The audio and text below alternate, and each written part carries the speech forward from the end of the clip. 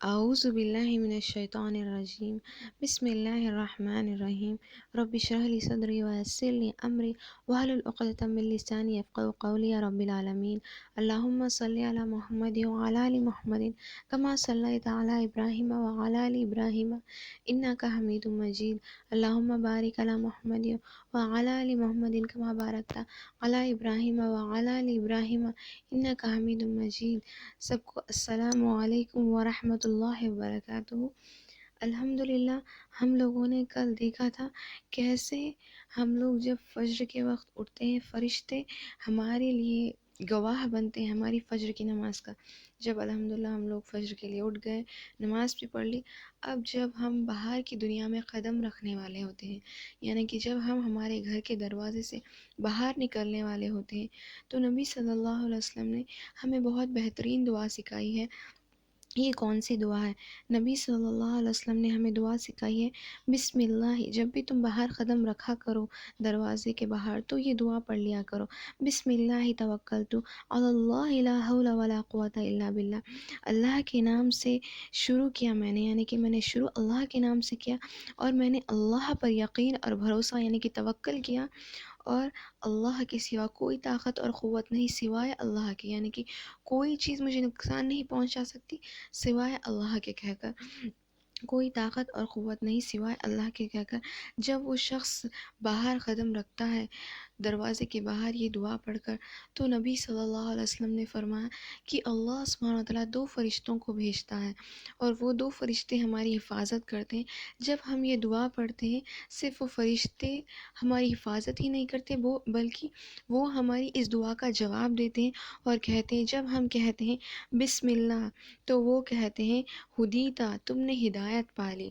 جب ہم کہتے ہیں توکلت علی اللہ تو وہ کہتے ہیں کفیتا، تمہاری دفاع کر دی گئی، یعنی کہ تمہارے دشمنوں سے ہر ایک نقصان سے تمہاری دفاع کر دی گئی کہہ کر۔ اور جب ہم کہتے ہیں لا حول ولا قوۃ الا باللہ تو وہ کہتے ہیں، فرشتے جواب دیتے ہیں اقیتا، تمہاری حفاظت کر دی گئی کہہ کر، یعنی کہ جب ہم یہ دعا پڑھ رہے ہیں اللہ سبحانہ وتعالیٰ فرشتوں کو بھیج رہے ہیں ہماری حفاظت کے لیے، اور وہ ہمیں جواب بھی دے رہے ہیں ہماری دعا کا، اور اس طرح وہ دو فرشتے تہنیات کر دیے جاتے ہیں ہماری حفاظت کے لیے۔ اور جب بھی ہمیشہ سوچیے کنٹروورسی ہوتی ہے، یعنی کہ جب بھی فرشتے ہوتے ہیں تو اس جگہ شیطان بھی ہوتا ہے، تو جب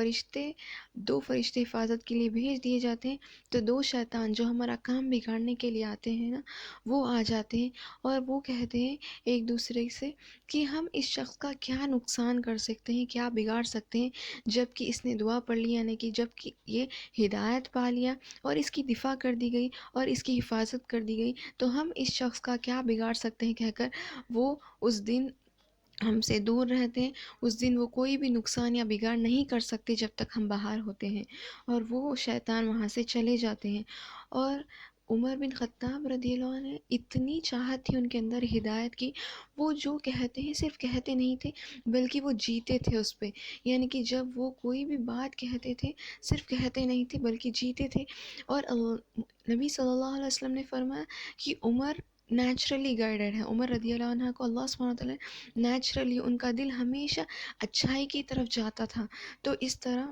یعنی کہ کچھ لوگ ہوتے ہیں، آپ دیکھیے گا ان کو ہمیں کہنے کی ضرورت نہیں ہوتی لیکن ان کے دل ہمیشہ اچھائی کی طرف جاتے ہیں، تو عمر بن خطاب رضی اللہ عنہ کا دل ہمیشہ ہدایت کی طرف جاتا تھا۔ تو اس طرح نبی صلی اللہ علیہ وسلم نے فرمایا کہ عمر جس گلی سے گزرتا ہے اس گلی سے شیطان بھی نہیں گزرتا کہہ کر۔ تو اس کا انشاءاللہ ایک واقعہ بتاؤں گی کب کہا محمد صلی اللہ علیہ وسلم نے، پھر آج کی بات کو ختم کروں گی۔ ایک بار نبی صلی اللہ علیہ وسلم حجرے میں تھے اور تمام عورتیں نبی صلی اللہ علیہ وسلم کے پاس آئی ہوئی تھی اپنے مسائل پوچھنے کے لیے، دین کے کچھ مسائل پوچھنے کے لیے، تو وہ حجرہ آواز سے، عورتوں کی آواز سے گونج رہا تھا۔ جیسے عمر بن خطاب رضی اللہ عنہ داخل ہو گئے تو تمام عورتیں خاموش ہو گئی، تو نبی صلی اللہ علیہ وسلم ہنسنے لگے، اور جب ہنسنے لگے تو عمر بن خطاب رضی اللہ عنہ آیا اور سلام کیا اور کہا کہ اے اللہ کے رسول صلی اللہ علیہ وسلم اب کیوں ہنس رہے ہیں؟ تو نبی صلی اللہ علیہ وسلم نے فرمایا کہ اے عمر، تمہارے آنے سے پہلے یہ کمرہ عورتوں کی آواز سے گونج رہا تھا، اور جیسے تم آ گئے تو سب خاموش ہو گئے، عمر بن خطاب رضی اللہ عنہ عورتوں کی طرف پلٹتے اور کہتے ہیں اے عورتیں، تم مجھ سے زیادہ ڈرتی ہو، حالانکہ نبی صلی اللہ علیہ وسلم زیادہ حقدار ہے کہ تم ڈرو، مجھ سے نہیں۔ تو جب عورتیں جواب دیتی ہیں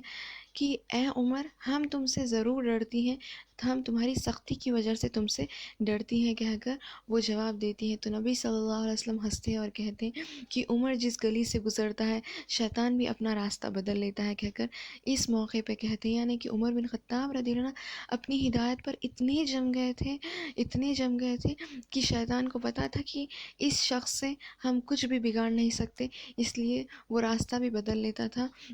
اور صرف سخت ہی نہیں تھے بلکہ بہت نرم دل تھے اللہ کی طرف۔ جب بھی قرآن پڑھی جاتی تو عمر بن خطاب رضی اللہ عنہ روتے تھے۔ تہجد کے وقت جب قرآن پڑھتے تھے عمر بن خطاب رضی اللہ عنہ اتنا روتے تھے کہ صحابہ فرماتے ہیں ان کی آنکھوں کے نیچے آنسوؤں کے کھٹے پڑ گئے تھے، اتنا روتے تھے وہ۔ سبحان اللہ، اتنا خوف تھا اللہ کا ان کے اندر۔